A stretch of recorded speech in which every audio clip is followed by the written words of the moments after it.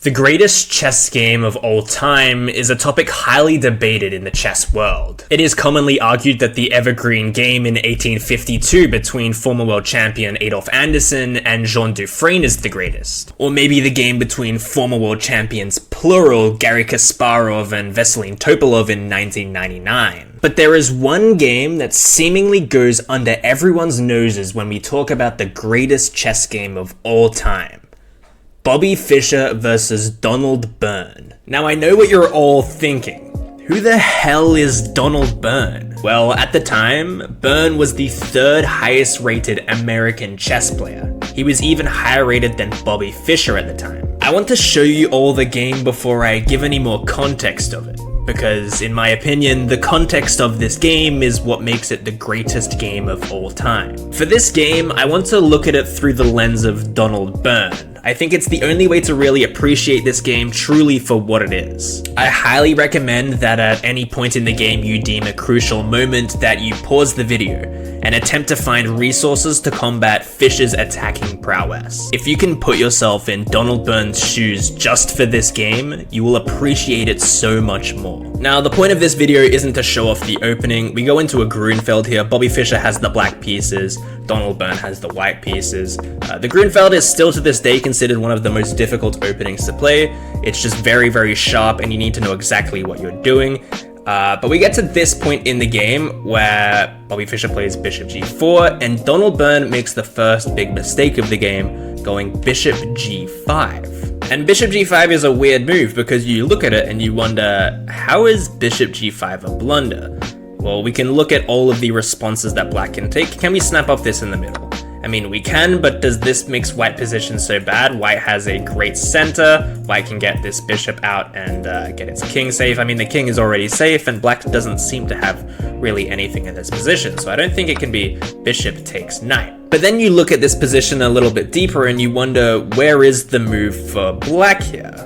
This is a blunder, so it must mean that black has a move that it can play now that is really crushing.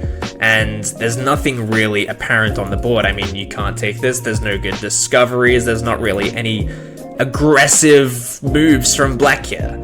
And this is the point in the game where Bobby Fischer unleashes the brilliant knight a4. Knight a4 seemingly just gives up an entire knight. But you'll quickly realize that if the knight takes, well, now this pawn is undefended, and now this is a fork. And because the queen can't defend this bishop anywhere on the 5th rank, you can't go here because of the pawn. The queen defends this square, the pawn defends this square, the bishop defends this square, and the pawn defends this square.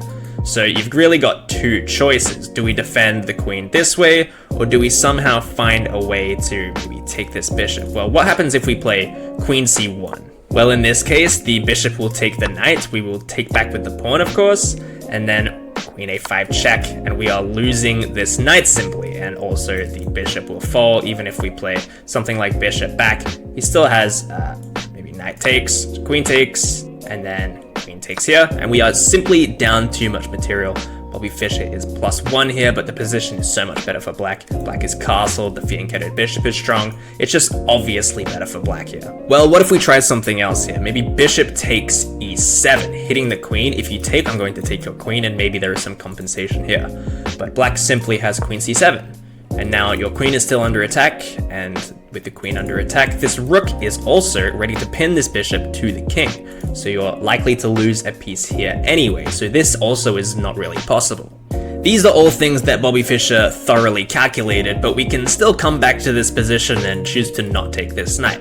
I mean, after all, we maybe drop back with our queen or something like this, takes, and then we just concede this pawn in the center, right? Well, that's exactly what happened in the game. Queen a3 was played, it's the best move, the knight takes, the pawn takes, and then the knight takes in the center. But it actually doesn't seem too bad, because can you not just take this pawn on e7 and you're not actually even down a pawn, right? Well, that's exactly what Donald Byrne thought in this game. He took that pawn on e7, and it actually looks like you're winning an exchange here.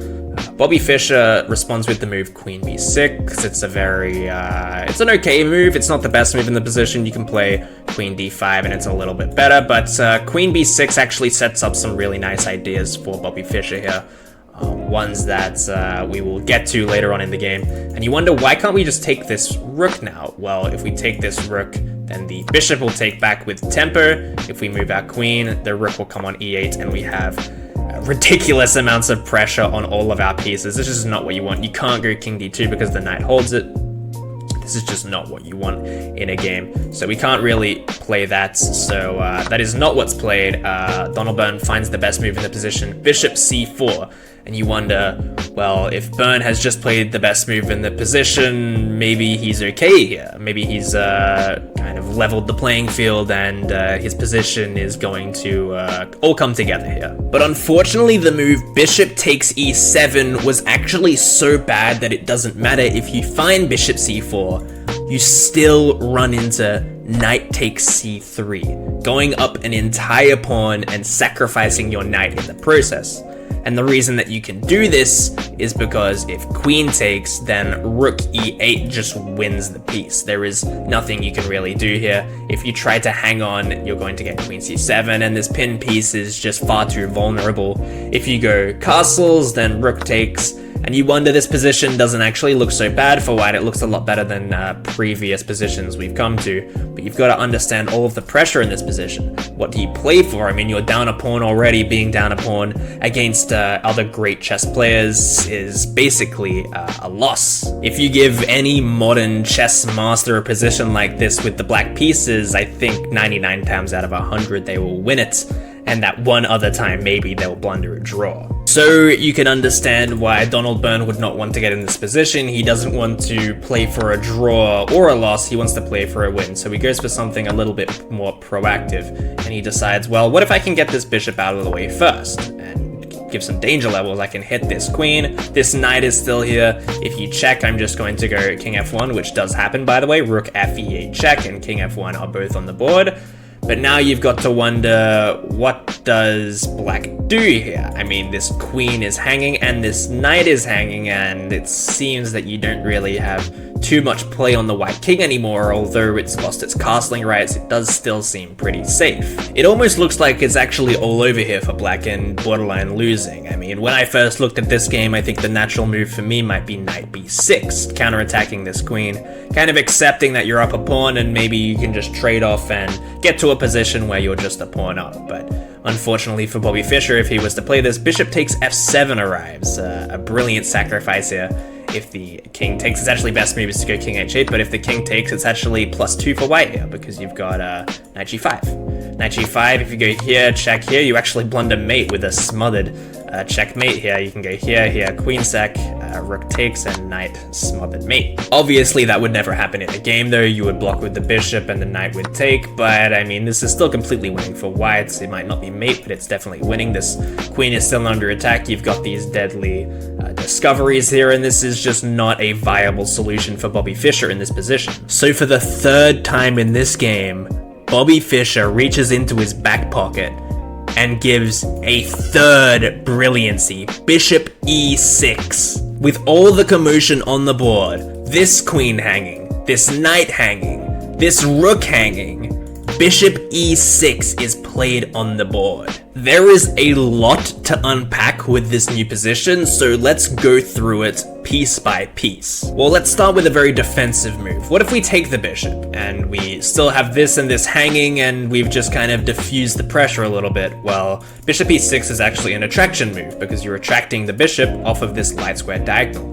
That actually gives black a mate, because after queen b5 check, the bishop will go back, queen takes with check, the king goes back, knight e2 check, king f1, knight g3 check, king g1, queen sack, rook takes, and we've got a smothered mate at the other end of the board this time favoring Bobby Fischer. But I mean, we have a lot more options than just that, don't we? Let's see, what about taking the knight here? What if we take the knight? It's the best move in the position, but unfortunately, if you take the knight, black will sack the queen. Yep, black can sack the queen here, because if you take back, your queen is hanging. And we've gotten back to one of these positions where Bobby Fischer will just be a pawn up in a very simple position to play. We spoke about these grandmasters never blundering draws or losses in these positions. They're too simple. White's position is not good enough. Black has the bishop pair. This knight is not very good. This rook is not in the game, even if you trade this off. Here, rook takes, and black just has an overwhelmingly strong advantage in this game, and you've just got no play in this game as Donald Byrne. You have nothing to play for, you've got no way of winning it, and at this point I don't even think you have a way of drawing it. So Donald Byrne, even though this is the best move in the position, it's the only move that doesn't lose very quickly, unfortunately. But Donald Byrne does not choose this option because he knows that there is a 100% chance that he will lose, so he needs to find something else. So let's look at the last obvious option in this position, and it is bishop takes queen. Well, in this position, black obviously follows up with bishop takes bishop check, which forces the king back to g1. It's the only move, and at the very least, black has perpetually, I might add. Obviously, knight e2 is played here. King f2, but if the knight went back, this rook holds the e-file, so this would be perpetual at the very least for black here, but Bobby Fischer wants more. He wants a win here. He didn't come all this way, 3 brilliants just to get a draw. So he goes for some more. He wants to collect this pawn first. He can do this, even though it's hanging. This king is now in check, so the king does have to go back, and Bobby Fischer will repeat this process. So we're back to this original position, except this pawn is no longer on the board, and it makes things a little bit easier for Bobby Fischer in the coming moves. And now king g1 is on the board. It's the only move here, and black follows up by taking this bishop, hitting the queen in the process, and also hitting this weak a7 pawn. White now goes queen b4. This hits the knight and bishop. Obviously this is defended right now, but this bishop is not defended. You could move it back, of course, but black decides to play very actively, and this is just what happens when you trade a bunch of your pieces off for just the queen. You quickly realize that even though you might be up 1 point of material, that all of these pieces working harmoniously just absolutely crush your position, especially when you've got a rook on h1 defending the backside of the king, and the h2 pawn probably the most inefficient square for that rook to be on right now. It's just not a good position here for white, and white snaps up the pawn. You'll notice it says excellent move, but it is only because there are no better moves. I mean, what can you even play here? Just everything is locked in the black position. Nothing is going to fall out of favor. Now the rook is traded. You get it here. There's just not much white can do. It needs to play very defensively now and hope for a massive mistake. h3 is played, rook takes a2. This weak pawn that we were talking about is now taken. King h2 is the best move. Now this knight is hanging, but the knight will take on f2 here. And you notice that this game is quickly going south, and I'll speed through it a little bit.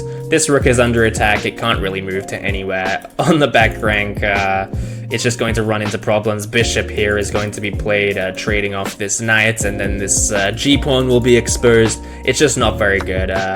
White sacrifices the rook, and he's going to win it back with this knight, of course, which actually also defends the g2 square, but I mean, there is just not much white can do here. And you'll notice in a few moves, actually, this is made in 5. This is just made in 5 here with knight g3 check, and Bobby Fischer obviously will find this made in 5. Bishop check, the knight comes over, the knight checks, and now this is just a simple checkmate with all of the pieces on the board doing their jobs. Now, that was obviously a fantastic game, but was it really the greatest game of all time? Well, I hope you were putting yourself in Byrne's shoes in this game, because at the beginning of the video, I said that at the end, I would give you some context. This game was played in October of 1956.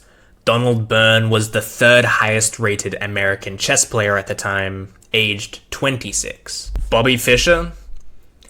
He was 13 years old.